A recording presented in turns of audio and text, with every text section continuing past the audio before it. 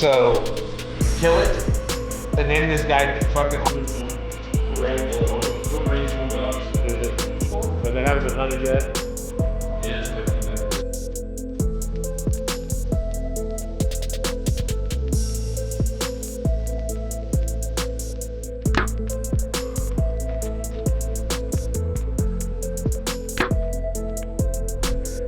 We can try a couple bombs, see what happens. I'm pretty happy 60 and under. I mean, I won't shoot over 60. So that's kind of my sweet spot. I like to get to 60. Then that way, if they're feeding toward me or coming towards me, it'll cut some distance, but it's not so close that I can really get them hanky. Obviously, I'm not hitting the 12 range here because I'm going for a kill. I'm shooting for kills instead of points. So this is a nice mid-long. They can run without heart, but they can't run without wind. So I like to get them right in here.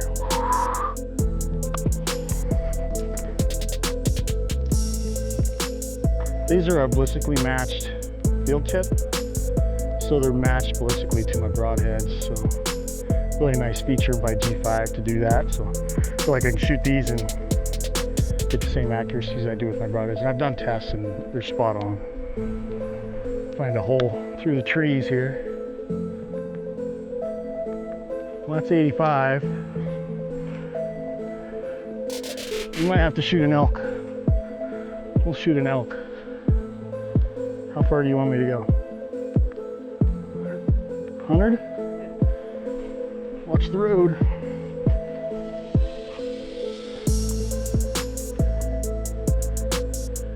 Probably drop it through the trees here.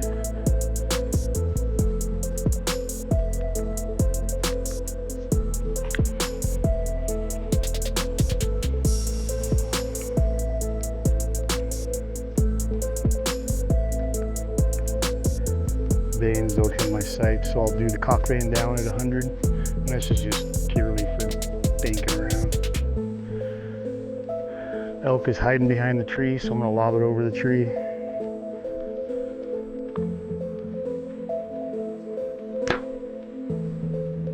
Ooh, just high.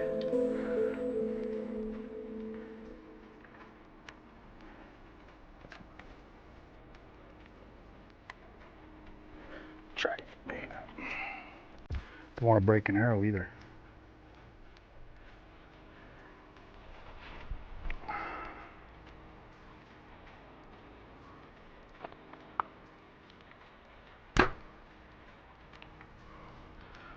It hit. I don't know where it hit him, but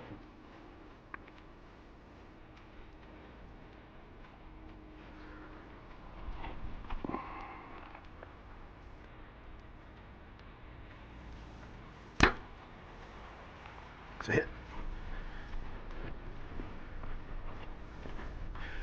Those two look pretty good. The one just right over his back. So unless he jumped like a cat, that was a clean miss. Well, that's a dead elk at 100 yards. I would never take that shot unless it's a follow-up to clean up or something. But you hope that never happens.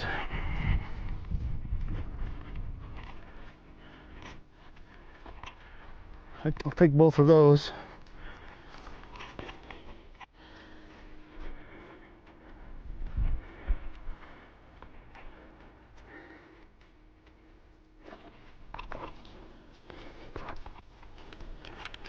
That's it. I'm done. Go find some deers.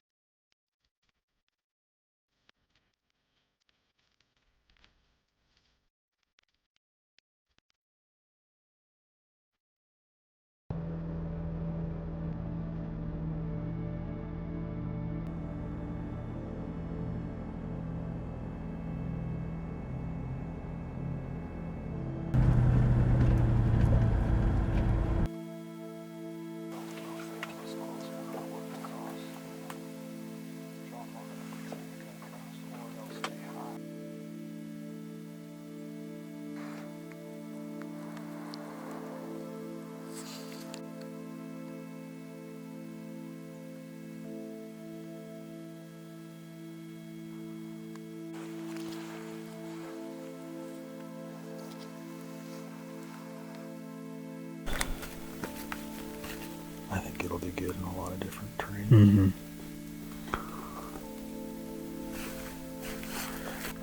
God, I love this time of day. I know, it's so calm. Sun's just cracking. I think the deer know that it's opening morning. They're gonna hide from us. Every year they do it. They're gonna stay right under our view. They know it every year. Sucker us into it. You know, they haven't been really laying down until after 9 o'clock. Wouldn't surprise me if they even stay up a little later today, because it's not hot at all. It's actually really nice. Oh, this guy's beautiful. Oh, there's one right there. Right here on this close. Walking this front face.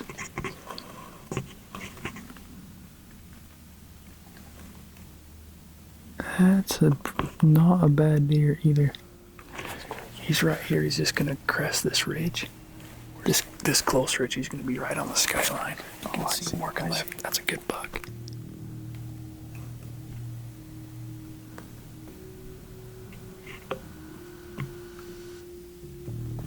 He's been spooked.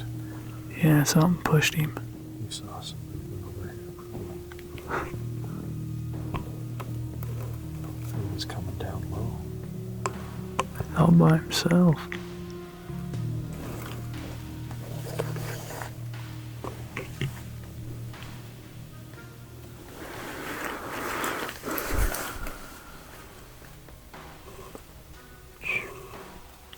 I bet he was coming up that bottom.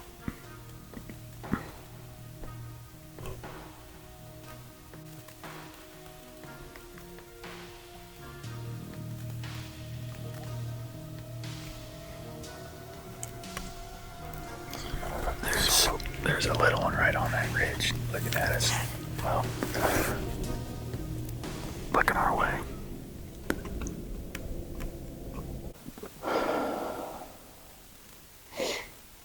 You will let me know if I got a booger hanging, won't you? That's what peak male performance looks like. Peak male. But you seen John Daly? That man can swing a golf club. I can shoot a bow. What's your favorite thing about Utah? My favorite thing about Utah? Ooh, it's not hunting related. But there's a lot I don't like about Utah. We could talk about that. Just kidding. Utah is, I would say, in my opinion, the top 3 most beautiful states. You got Utah, Alaska, and California. But Utah is pretty amazing. From northern Utah to southern Utah, it doesn't even look like the same state. It's pretty diverse. A lot of deer.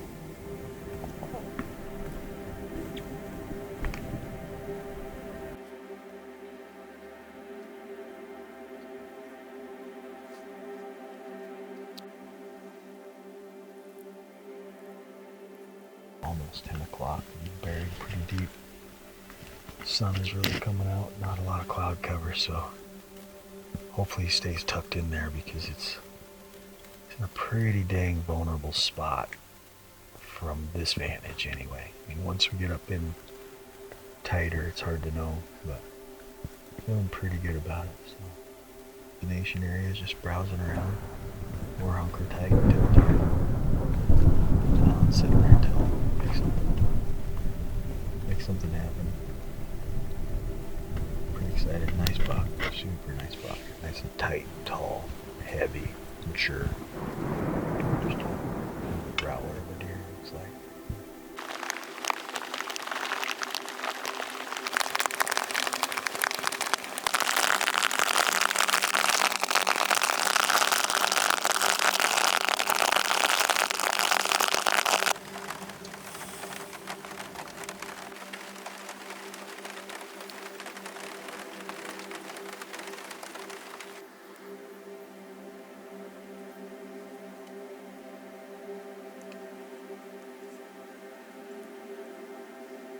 Percentage chance that wait until this afternoon.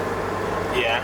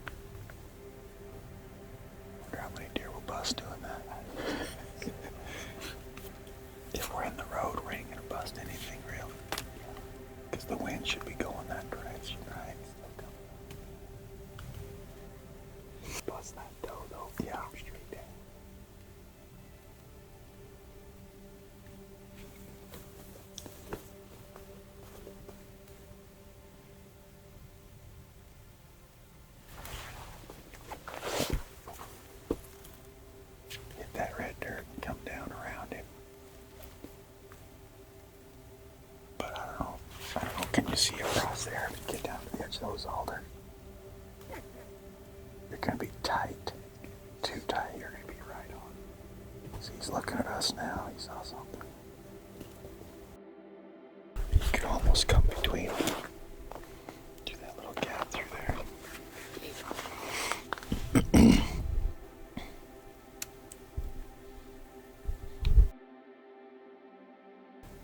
Where did that doe and fawn go?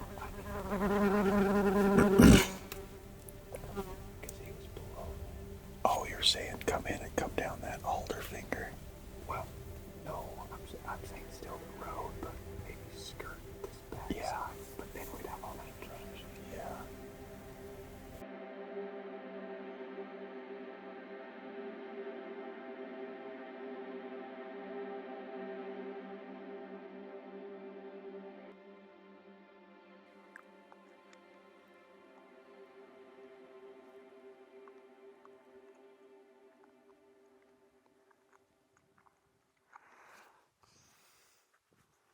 I'm up 2 points on you. Yeah, you're up to. I think that's the one buck. That's a pretty good buck. He's long. And looks like it. Let's go kill that deer. That's a big deer. Bigger deer. Yeah, I see him buck. That's the other one. Yeah. That's The other her. one on his right.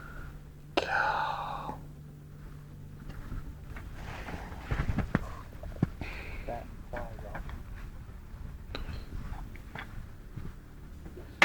That might be our only saving justice, is he might move up into that ridge and in the cedars to get out of the flies. That might be a good thing. God, he's giant. 5 hour is a prime time to catch bucks on their feet. They just like to get up and move a little closer, it seems like. Stretch right there. Yeah, almost without fail, they get up. Those deer still in their beds, good grief. Those lower ones, those bottom three, They're up, huh? they're bedded too. I can see 2 deer on their feet there. Or they were bedded like 2 seconds Yeah. ago. No. We got a better chance of killing one off the road on the way back than we do just sitting here. putting back. We know where they're at. We got our inventory. Yep. It's just seeing what they do in the morning. See if they put themselves in a place where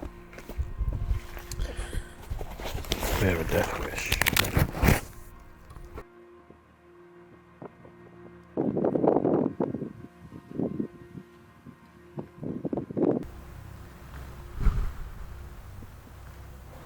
Let's do it.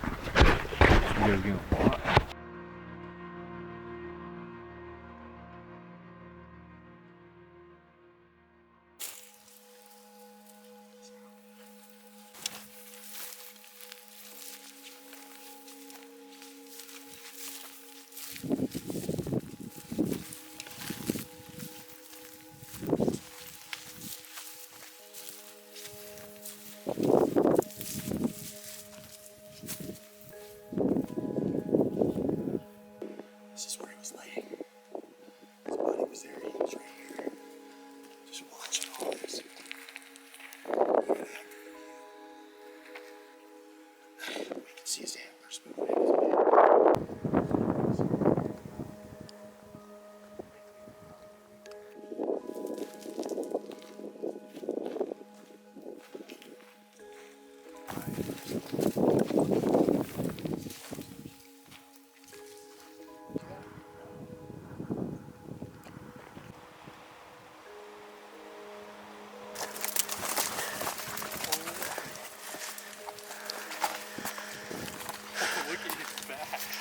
God, he smells like.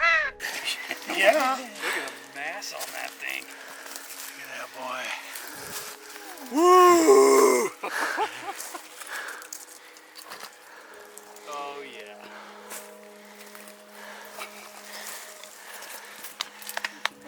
Thanks, bud. Thanks, guys. Hugs all around. We're huggers here. Team effort. All right, dude. Congrats, man. Yeah, boys, this is a giant. Look at those eye guards. Yeah. Look how freaking heavy The blonde he is. spot right there. Look at that. That is cool. And he carries his mask. He's gonna scare us. He's gonna scare us. Why do they smell like shit? Welcome to deer. Jesus. Look at that inline right there. That is a big inline too. Oh, bladed. God, this buck's a toad even harder. He's all bladed here. That's where they flatten out and just get massed. That is a freaking pig. You know what? I was sitting at dinner last night. Jarvis was like, that buck ain't never gonna come out. You'll sit on the fence line for 2 months. That buck's never gonna come out.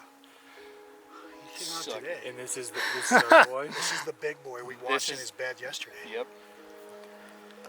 Wow. We didn't think we were gonna get a chance at this deer. Oh my goodness. Perfect velvet. Velvet is immaculate. He's rolling just a tiny bit. We got to get him into. Yep. So we want to be real careful with his velvet. Yep.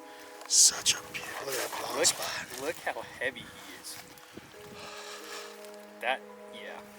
That's a freaking.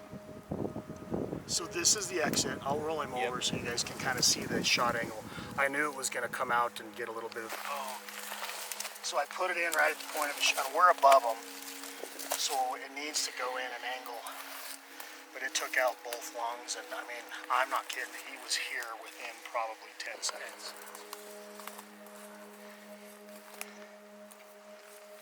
Yeah, look at that freaking head picture. It's huge. It's a G5. Good. We're going to go ahead and get him quartered up, packed out. Nice to have a couple bodies here. Fill in the packs. Just can't even believe it. Still in shock. But make quick work of it. We're gonna be wet.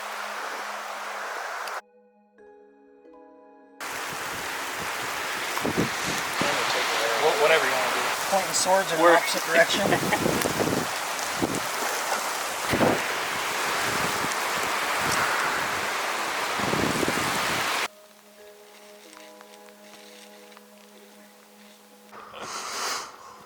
Solo hunter. I'm gonna carry this. That looks sweet. Shooting again. Which side's his big side?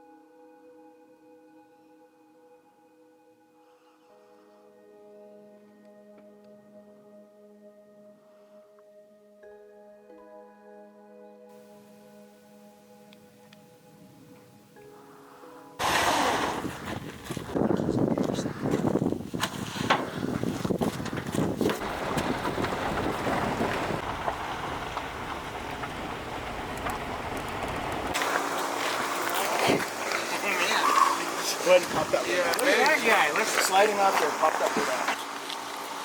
How are you? Good job, Lips. Set on him in the rainstorm and Stood there for a while. you're able to sneak in on him. 24 yards. No kidding. We were just Look at that. weather and everything. He's mass. Little blading on this one. Both sides, huh? That was awesome too. That was way awesome. Good job. That's a big deal. Thank you. That's awesome. I swear, I really do. Held on him for 52 seconds at full draw. Boy, We stood there. We both stood there for a little over an hour in the rain and everything, just waiting for him because we couldn't get any tighter. But when he came out, came towards us. He was at 30 in his bed. And then when he came out and fed towards us, I was like, right. Pinwheeling. How far did he go? Get him piling up? No, well, he ran probably what? That's what guys need to do. Good job, motherfucker! That's awesome. Look at this. Yeah, watch. Look at that. So what we want to do today is kind of cap off a series that I've been wanting to do for several years now, but just didn't ever have really the time to do it. But it's kind of like the how to happen, or how do we do it, or how do we kill, you know, in this case, a giant buck, my biggest velvet buck to date, maybe my biggest archery buck. So we're just going to kind of walk through the process and show exactly what we did, where we were at, and go through it all. So I'm going to start off with Carson. This is Carson Richens. Yep. He's my guide on this hunt. This is a private land hunt. It's a guided hunt, so it's not something that I do very often, if ever. And so there's some unique advantages of this. It's what I call kind of an opportunity of circumstance, to where we've been afforded the ability to have access to this part of the ranch exclusively. So it's not like it's a public land and you're competing with a lot of other hunters. And they found a good deer, and so that's what we were in here to hunt and do it successfully. So Carson will kind of explain how they found the buck to begin with, and kind of what he was doing. Then we'll walk through the process of actually how we killed him. Yeah. So like Tim said, the work started a couple months ago looking for deer like these, and this is a spot we usually find a lot of deer in. We don't know what the deer are going to be till we get out here for the year. And it so happened to be this year we had a really nice buck that we've been watching that's been coming out of some fields way down in the bottom of the valley and working his way all the way to the top. And we started here from our vantage point to try to catch him coming across the hill, and then whatever he does would determine what we were going to do to make a move on him. Had you guys seen him come all the way across before, pre-season? Yeah, so we've been watching this deer come. He's been doing the same thing almost every day. Haven't been seeing him every single day, but he was doing it enough that we knew he was doing pretty much the same thing every single day. And so this is why we came back to watch him, to try to catch him doing the same thing, and so it hopefully make our job a little easier if he keeps doing what he was doing. We need to pull out the on-X and see how far he actually traveled. That's over a mile. That might be 2 miles even. Yeah. That they would travel, which is this time of year is kind of rare. The buck I'm hunting in Nevada, he's only going, 400 or 500 yards from bed to food to bed to food. But, and he wasn't doing it alone. He had probably 8 other bucks with him, and we were seeing those deer that he was with, so we knew he was there. Even though we weren't seeing him, we knew he was close with his buddies, and so it's just a matter of persistence and time before we were able to turn him up. So opening day, this is where we started. This is our vantage point. So we'll kind of walk you guys over here and show you where we're at. In the mornings, we tucked in on this other side of the scrub oak, just because as the sun came up, we wanted to be in the shade. So we were on the shady side of it. We're on the sunny side of it now, just kind of explain it. But as Carson pointed out, those bucks were coming up out of the fields and then working their way across. Well, on the first morning, we had a buck come up right up underneath us that kind of maybe caught our movement or something like that. And he ended up scurrying around. And he was kind of, to me, he was kind of our first target buck. He was a shooter for sure, a little sticker. But then just a few deer. But that's why we were here. He actually went to a spot and bedded where I felt like we could have killed him. He was in a really good spot. Yeah. Which you said you hadn't seen him bed there before. No, typically, so when we've been watching him in the summer, they're on the ridge out here. There's some water up on top, and there's water down here in the bottom where we caught him the first morning, where he came from. But usually they've been starting up high and then working all the way across and kind of through these alders right here. There's some cedars on the other side, which was where they were bedding. They would walk all the way across this pipeline and head down into their beds. But this buck, the first buck we saw, who came from the water down low, he came out right here and then he bedded on that face, which isn't surprising that he did, but it was surprising in the fact that we watched him do it, because all summer we've been watching him cross. And so, like Tim said, he was in a killable spot. Yeah, if he would have stayed there, we would have got him. But, so in the morning, prevailing wind is down valley. So this is a big long cut. So the prevailing wind here was down valley, so we didn't have to worry about him winding us. But as the day warmed up, like more towards the time frame we're at now, which is about 8 or 9 o'clock, then the thermals change and come this way. So that was my thought, was we kind of spooked him, and he was late enough that he laid there waiting for the thermals to change so that he could get the wind in his favor before he then moved into his second bed. And he stayed there for quite a while. I think it was 1 or 2 o'clock. We were getting ready to make a play on him. And then a storm came in and pushed him out, and he went up over the top and kind of ended that thing. Mm-hmm. Yeah, we watched him for what, probably 4 hours or so. Yep. We sat on him for a long time, just waiting for the right opportunity to move in. But that storm, he went to heavier cover, pushed him out of his spot. The percentage of killing them over there is super low. And so there's not really a great vantage point other than across the canyon to see him coming up that way.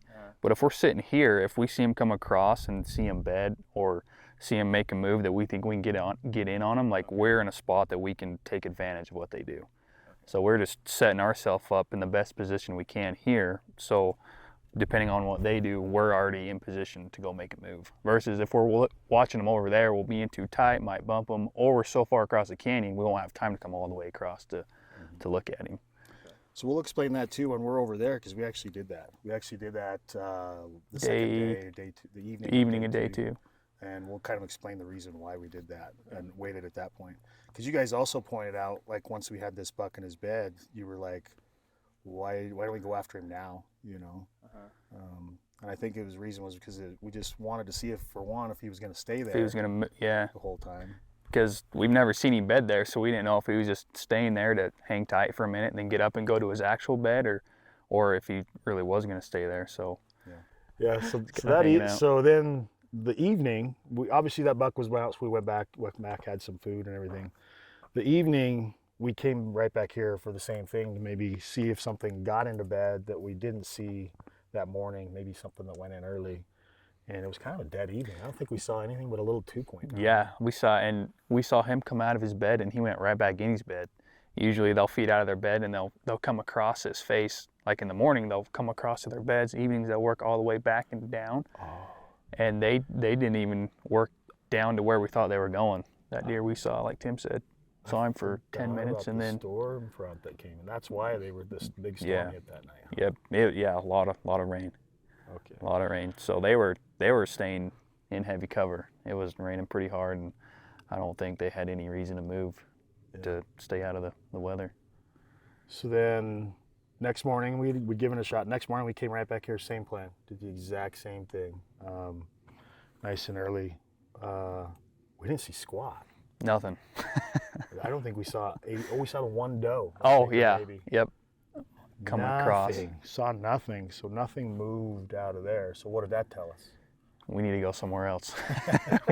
we need to see where they're going. Yeah. It was kind of like we didn't see anything come across, so either they either beat us and crossed early, but with as many young deer and as many deer as we saw the first day, I think Carson was like, you know what, let's skirt back around here and kind of glass down where they come from. Maybe they didn't make it. Maybe they just bedded right there. Yeah. So. Yeah, and when I say go somewhere else, not meaning abandon this area, meaning we know we want to hunt this place, but get a different vantage point to see if the deer are coming from a different angle, and we need to reposition, because maybe for this hunt we need to be somewhere else. Just because they were doing the same thing for the past month or so doesn't mean they're going to do it for a few days when we're here. So just to relocate, get different eyes, different position, and see what they're doing. We're here because this is the finishing zone. You know, Yep. You don't kill a deer where he is, you're going to kill him where he's going to be. Yep. And you guys had already discovered that you know, this square mile was basically where he was going to be. Yep. And so that's why we're here. This was the finishing area, and so we wanted to start here instead of starting down there. Because had we gone over where we're going to show you a little bit later, we'd watch them all day long. But like Carson pointed out, you can't kill them from there. So we'll walk over. We'll take you on over to where we went down and had an encounter with a really, really nice buck. So yep. Let's go over there next. So this is where we came to. We actually parked back up here and worked down here. And as soon as we got here, I looked up and saw a doe underneath this tree here. And hunkered down. I said, Carson, you see those deer right there? And then I took my pack off and everything, and he pulled up his binoculars. He's like, there's a good buck right here. So we hunkered down right here in this brush and picked up some deer bedded on this cedar knob, kind of down low. A couple of bucks just bedded.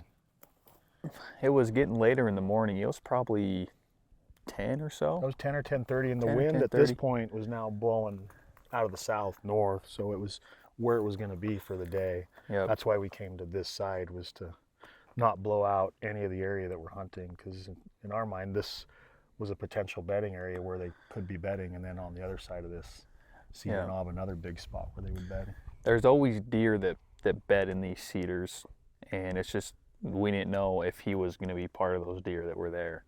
And so when we came around, we were able to pick that one buck up right there, and as Tim said, the wind was coming down, so our game plan was to come all the way back around and hit this 2-track that cuts right underneath right here, and we were going to follow that 2-track all the way down and then cut back underneath, so we had the wind in our favor to give ourselves a chance. This was a nice buck. He was a nice 4x4. Wasn't the one we were deer. after, but he was one that he was worth going after. I think we both looked at each other and were like, this is a deer that you regret not stalking, but if you don't get him, it's not a big deal. Really. Yeah. So it was definitely one we wanted to go after. So that's what we did. We left Mike and Donnie here to film from this side. We went around and parked up high in the trees and walked on down through and just kept elevation. We tried to cross at the same elevation as where the buck was bedded when we had last seen him, but we didn't even make it in very far before I saw him slinking up through out of the trees. These guys said he got up out of his bed and worked around, so Carson and I just kind of backed out and just basically still hunted through the trees there, and bumped another little buck. And at one point we got in there and had to back out to around, but the whole time we had the wind in our favor. We were always playing the wind, but at that point, not having the visual and knowing for a fact he wasn't in his bed, it all of a sudden became a totally different game. Yeah. It was a spot and stalk game, which is super fun, but really low odds of success. The plan, we had radios and we were gonna have you guys walk us in on the deer, but of course when I got over there the radios weren't working. Yeah. And so when we got there and realized he wasn't in his bed, I glassed back to you guys sitting on the knob, and I see, was it Donnie that he gave me one of these? Because I was looking at him in the binos, I'm like, where's he at? And he's like this. So I was like, okay, we're gonna give her one of these up here. And so in my mind, he was up and to the right. And so I don't know how far or how close he was. And so we backed out and went up and to the right, and there he was. We're just slinking through, and I picked him up in his bed. He was following me, obviously, because I had an arrow knocked, ready to go. I picked him up in his bed, staring straight at us. So at that point, I know we're had, but we're probably 40 yards from there. Yeah. And you're either had or you're had. There was no shot. So I was like, all right, well, you just trust in your camo, trust that he's gonna hold tight, that maybe he thinks that you didn't see him. And I worked around the brush and was able to step around closer and come to full draw and step out behind the brush and hold on him, and he stood up out of his bed, and I had a shot, but not a perfect shot. Like his vitals were covered. I could have put it in the last couple of ribs or a little far forward. Both would have been extremely lethal shots at 30 yards. And stood there for a minute, and it just didn't click. The switch didn't go off. So I let down, and he kind of went off, and that was it. But it was like a really awesome experience. We won. We knew that we had him if we wanted. But like Cheeto said, he said sometimes a good bow hunter will back out, tip his hat, say thank you, and move on to the next one, which is what we did.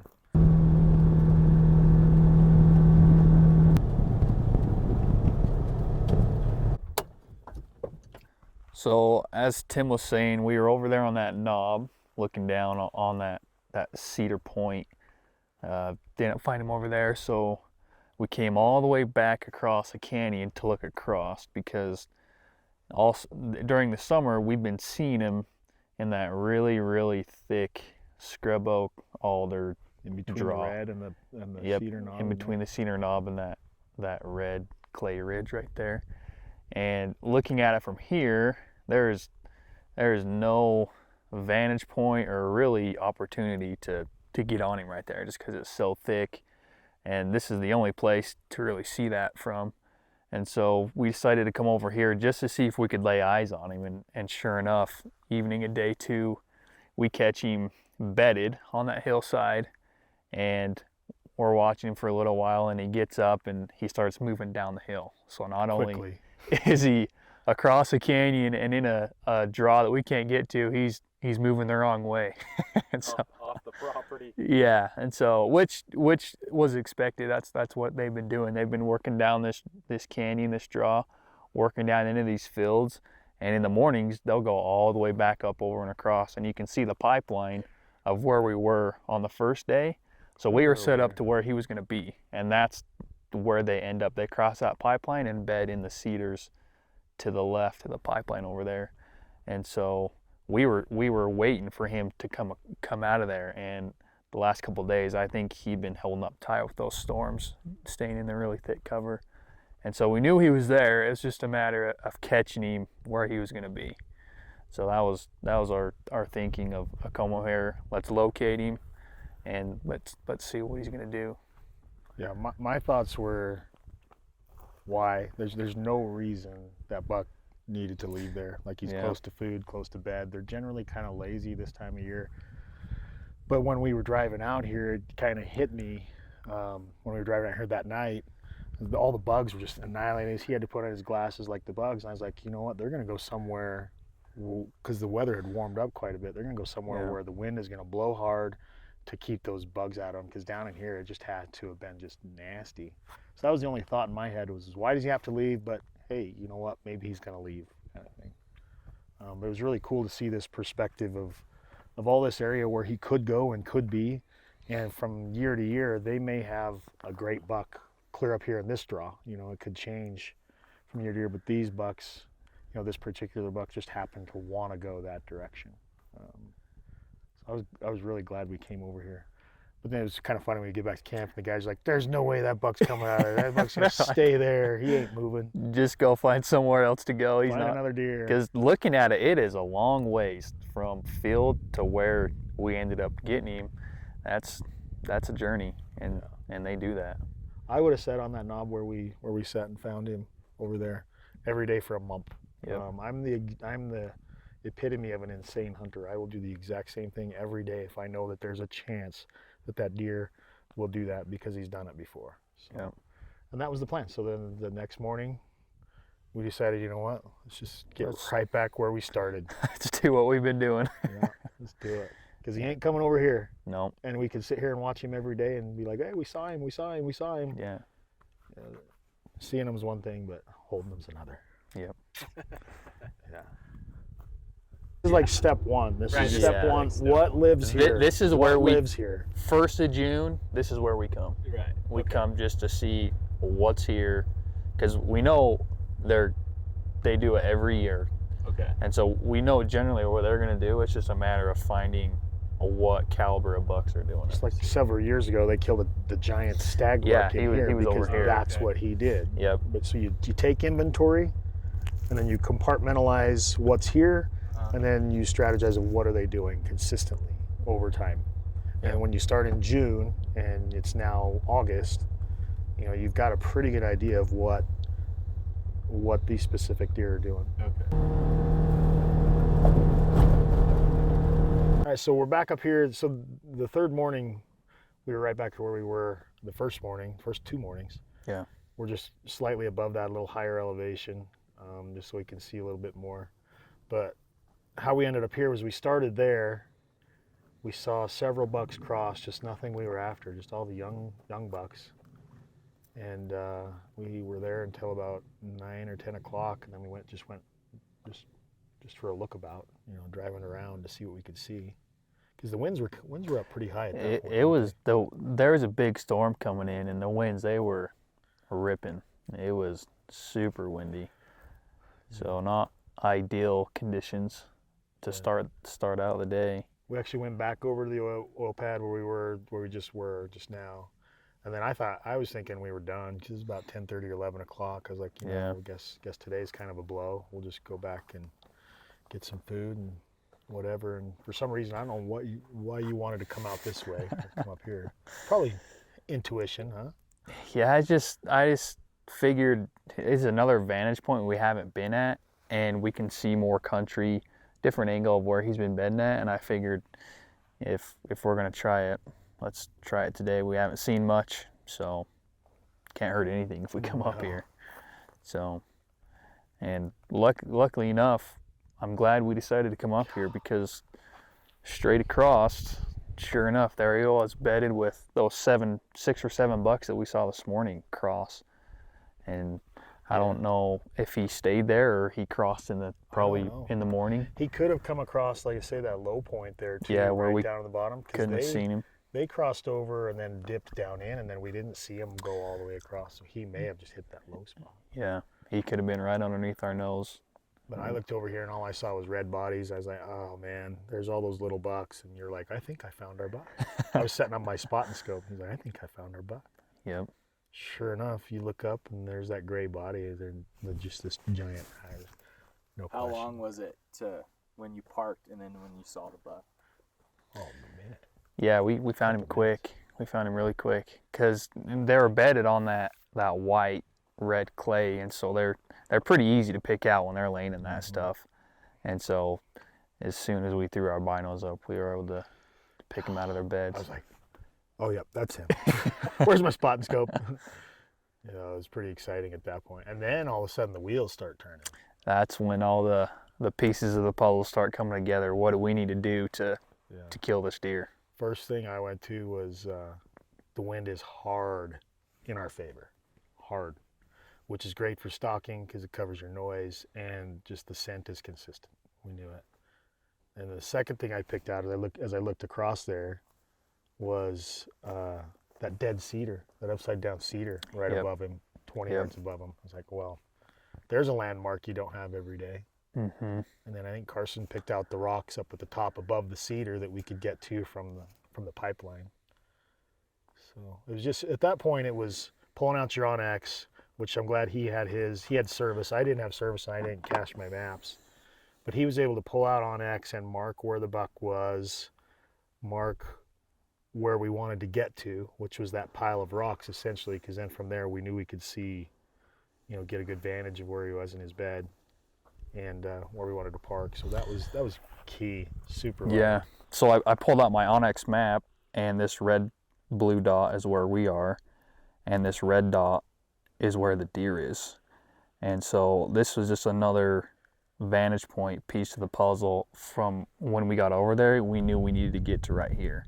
Because a lot of times, I don't know about you, Tim, when we get in there, stuff looks a lot different. Well, we almost ended up on this other ridge. Yeah, we almost ended up over here. In fact, we were over here, and then I pulled out my OnX and I'm like, hold on, we need to go back over here. We would have been in this big canyon. And so we looped all the way back around and came back on top. And then because of this pin, then we're able to find, okay, here's the rocks, there's a cedar, and then we know underneath that cedar, there's our deer. It was, I noticed, we didn't even talk about it, but I noticed you were doing it. As I'm taking a picture, I look you over and you're taking a picture.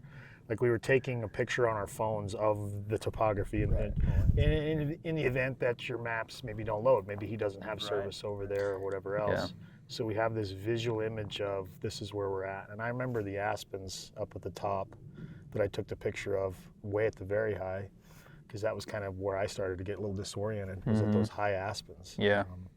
And so I looked at my picture one time, I was like, oh, we're way high. So Yeah. So all those little things that you can do to give yourself an advantage.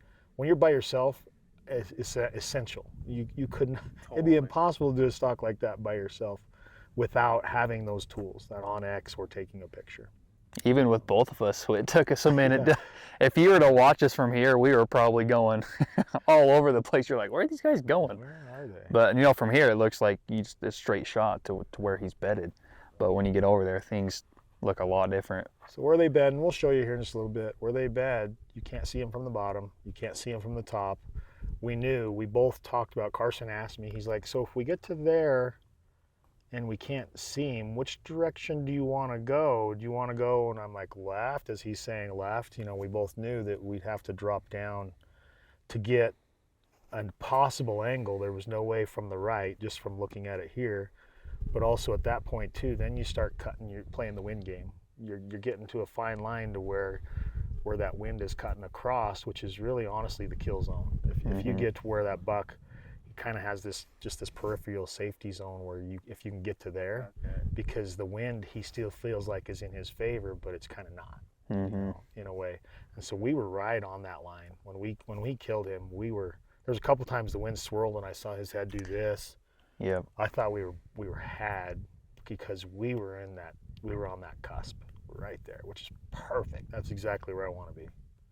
So we had a lot of things going for us, those landmarks, and then, you know, we're assassins, so it was pretty good. Yeah, I think at the end of the day, you could have all the right variables. We had the wind in our favor, which started out which the wind wasn't good, but then it turned into something great. Perfect. Totally. Because we found him, and the way the wind was blowing, it completely played into our favor. But you can have the wind in your favor, you can have onyx, you can have the best eyes in the world, you can have the best glass, you can be quiet, but that deer still can do what he wants to do. There's still the unknown that it can't happen, even though we do all the right things. It still has to fall into place. It's not a guarantee you're going to get him. That deer lays in his bed till dark, he's still alive. That deer stands up, walks to the left, he's still alive. That deer stands up, wind just runs out, he's still alive. Like, there's all these things. If that wind swirls because of the storm front, a lot of times that'll happen. Yeah, Storm front, Yep. The 6 or 7 other deer bedded with him catch us. We're so lucky that It's they were over. all. Did you? At one time, we'll talk about that when we get up there. At one time, I went a direction and I was 19 yards from his bedding. You know, I was like, oh. Yeah, I see Tim walk around this tree, and then he stops. I'm like, this is either really good or really bad. And I start seeing him backpedal. I said, maybe not the best. I'm just praying that deer didn't see him. As soon as he come back, I was like, did he see you? He's like, no, he's good. But I knew which buck he was looking the so other I knew way. exactly at that point where our buck was. So we did our homework here. We tried to find every deer bedded over there. We just didn't find him and go. We made sure we could pinpoint each deer that was bedded with him. How many did you spot here? 6 plus him, wasn't it? Yeah, so 7 counting him. Yeah, there were 7. Yeah. And he was the gray one, so there's no mistake. Yep. Cool. So that's what we did here. Then we left these guys here and we boogied around and got up on top. So we'll take you up there now and walk you down into the beds. Just kind of show you the cluster that we had up there. It was kind of fun. Yeah, this is where we parked here, and we knew he was down off in the cedars, and so we started working our way down, and we'll take you down to where we started getting serious. Yeah, we had the wind, perfect, loud wind in our face, but this is where up above that we showed you from there. So Carson's just going to walk us in and kind of get us to the point of taking the boots off. Yep. Which is when the heart starts pumping. Dum, dum, dum.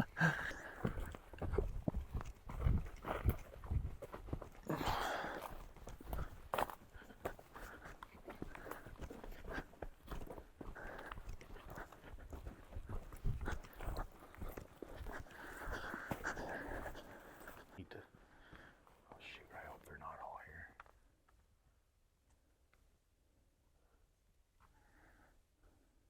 One little guy. Watch us find the other shooter. These are the rocks. This was kind of the rock outcropping that we saw from the other side. Looks quite a bit different from up here than what you'd expect it to. Yeah. But this is where we knew we wanted to get. And as we looked over, we kind of snuck over here. And this is where we could pick up this dead cedar, you know, this upside down cedar. So at this point, now we know where we're in the zone. We're in 60 yards. Which it turns out this is probably about 45 or 50 yards here. I think it was 40 ranging the tree. tree. It was 41 to the tree that he was underneath. But this is where you get an idea of how steep it is too, and kind of what you're up against. So we spent several minutes here looking for one, glassing, making sure we couldn't pick up any deer that were looking back at us, but also to just kind of pick the terrain.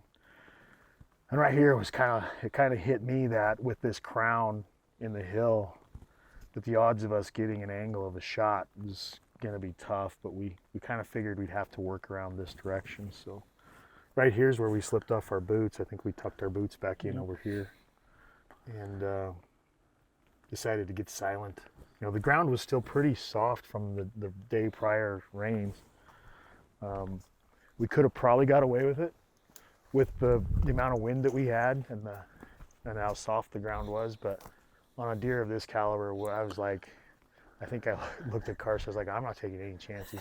I'll walk a mile barefoot for this deer. So we tucked our boots right here. And the stock was on. So I guess at this point, Carson made me take the lead, I suppose. Yeah, I at this point knew we're close, and if I'm in front of Tim and we accidentally come up on him, he's closer than we thought he was. It's can't do much. I'm not I'm not the one with the bow. And so I took Tim's lead from here. I said I'm following you. Let's do what we need to do to get on him. Yeah. Right here I knocked an arrow. You never know if they got up. In fact, because we weren't in communication with you guys, we couldn't see. So right here I went ahead and knocked an arrow just in case they got up and were feeding. I knew that they hadn't winded us or anything, but I'll just kind of take you through our steps and the process of what was going on in our heads. But we literally were probably moving at this pace, you know. It was kind of just a move and a crawl, and there was times when, like here, there's this bench in front of us. We know there's no eyes on us. So I think you can see where we were stepping here. I think we moved a little quicker through here. But this whole time, I'm looking for a shooting lane. I'm looking, can I see him in his bed? Because there's the cedar right here, the burnt cedar. So I know he's down here. And right here, I was like, crap. There's another ledge. Yeah. You know? I can't see Was past it right the ledge. here that you moved across and you found that little buck? I did some of this kind of thing looking. Yeah. And I thought, dang, if we could get down there, but that was too low. Down back there was too low. So right here, you're right. This is where we backtracked. Yep. Right around this tree is where Tim popped over and we found one of the smaller bedded bucks with him. So this stuff is awesome to sneak in. It's super quiet, but if this happens, you know, rock rolls, you're hosed. So you can see my back pedal right here. Yeah. Like I got to right here and I looked in that bed right just below that cedar, just to the left of these, and that buck was in his bed right there. And so that's when I backpedaled away, which fortunately super quiet ground to work with. Wind just hammering. So we went back to the starting point here, and this is when the wheels start turning like crud. What do you do? And at this point here, Carson pointed out this little trail right here, just barely below us, because I was thinking even going farther.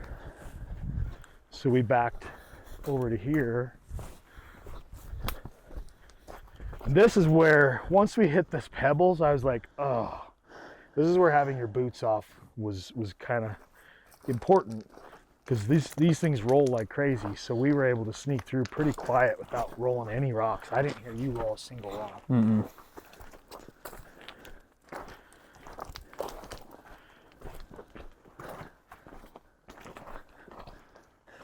I think we were even lower. Were we lower? Oh, well, yeah, because right here. See my path? Oh yeah, path? right here. Because Through right here. it was, and I was right here.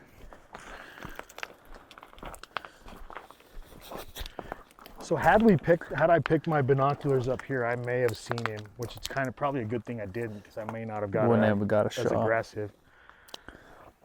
So I got to right here. I think I remember looking through here and caught his antlers moving.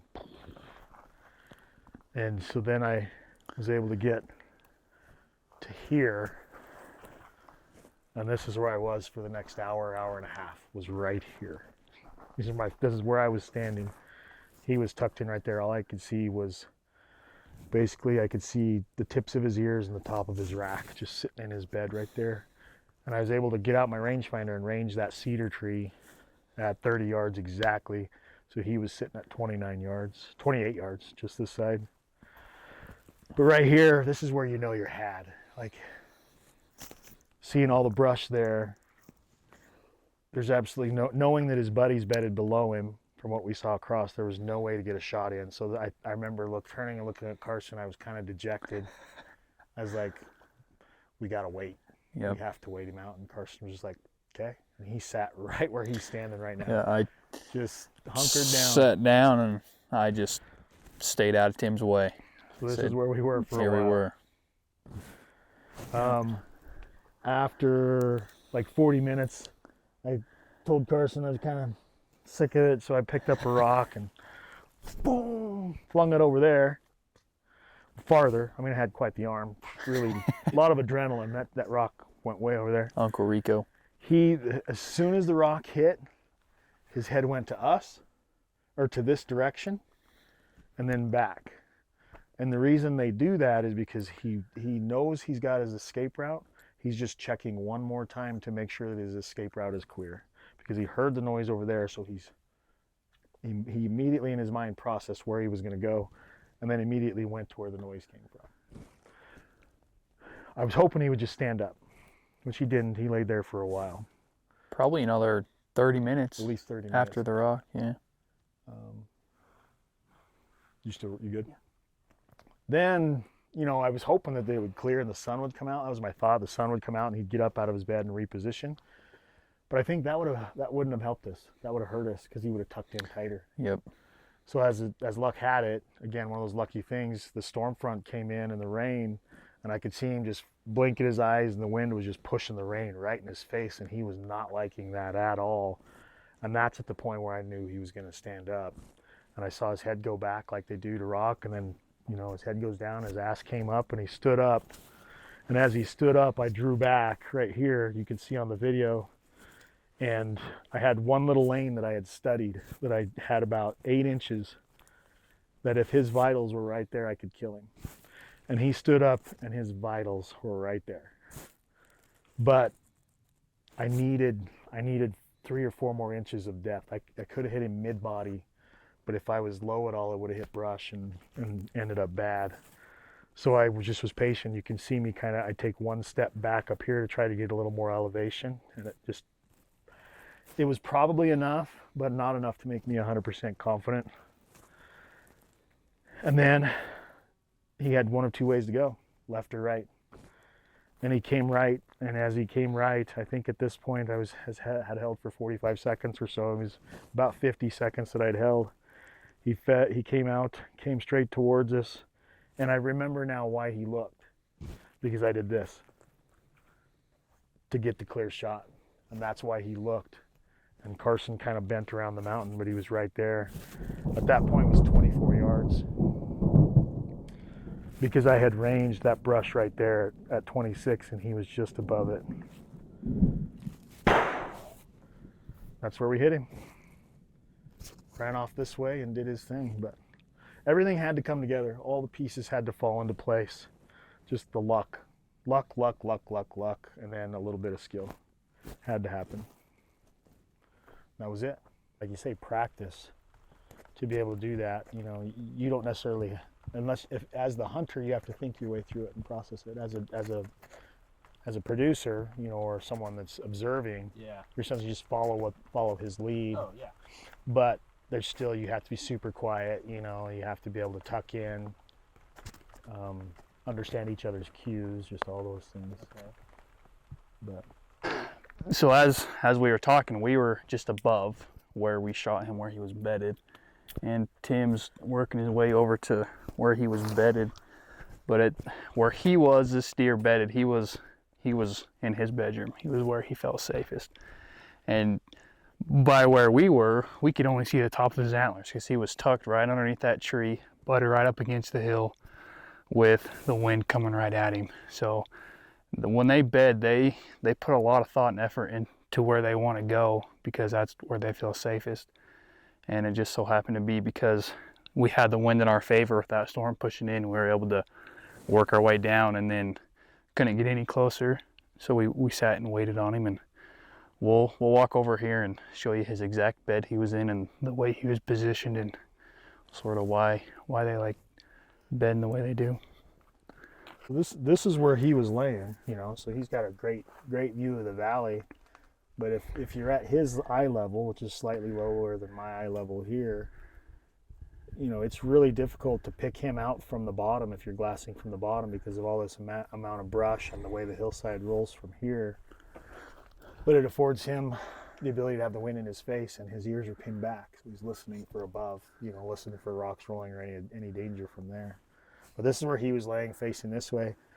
Carson and I just had a discussion. I'm pretty sure he was bedded next to this rock when we first saw him from across the way. We'll have to look back at the video and see. But he was still facing that way, and then there were some other bucks bedded below, and I think they had moved up over here. And he was right here from my view, so I had an angle through this brush, which I'm really glad I didn't have to shoot through this brush. But when the time came, the wind was just pounding in his face, the rain was hitting him in his face. And he got up and he went right through here and got to this point. And this is where I knew he was going to kill him. And he started to angle up towards this direction towards us. And I think he got, this is where he lunged to. Yeah. Right there. Took down through here. So I think he got about right here. And that's when I crouched down and he looked. And Carson peeked around. And I just, from right there, just zipped him. And that's where he lunged. Here, and then we have blood already. You know, he did one more lunge. Here, arrow was right here so it's as the energy of the arrow passing through his speed, it didn't fall out until here, you know. Find my arrow. Yeah. Especially in a case where you hit him and you don't know, you didn't see him go down. Then you want to find that arrow and investigate, see what happened. See what's on the arrow. I'll usually find it before I go tracking blood. That gives me time to settle down and relax and gives the animal the time to expire if he has to. In this case, like I said, we said before, it was obvious. But he bounded down through here and did his whole switchback thing, just like you saw on the video, you know. And we walked you guys through. We'll just kind of patch that into this whole project. We kind of walked these guys as new hunters through what we're looking for on the blood trail, of how it all fell into place. But it's kind of neat to reenact it from his view and see what he saw. So that's it.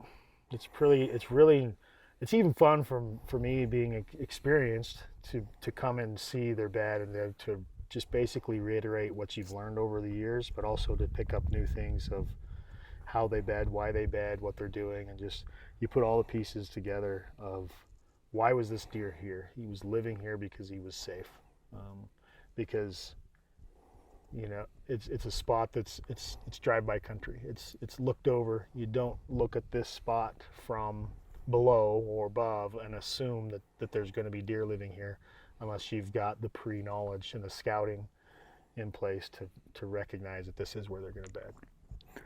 So. It's always fun to be a part of hunts like this. I haven't been hunting as long as Tim. He's a little long in the tooth. a lot of longa. But I've been, ever since I could walk, I've been hunting deer. But hunting deer like this is something special. Like even though I've been doing it pretty much my whole life, and I'm still going to continue to learn. Like I learned a lot of new things about deer, and hunting this specific deer. Old deer are smart. So it's just, even though I do it every week, it's still just as fun, or funner when you hunt deer like this. So killing deer is easy. Killing big deer, yeah. Killing a specific deer is difficult. And it's only something I've taken up the last several years. You hunt one deer, it's a different game. Yep. It's fun. It's fun. So fun. That's why we do it.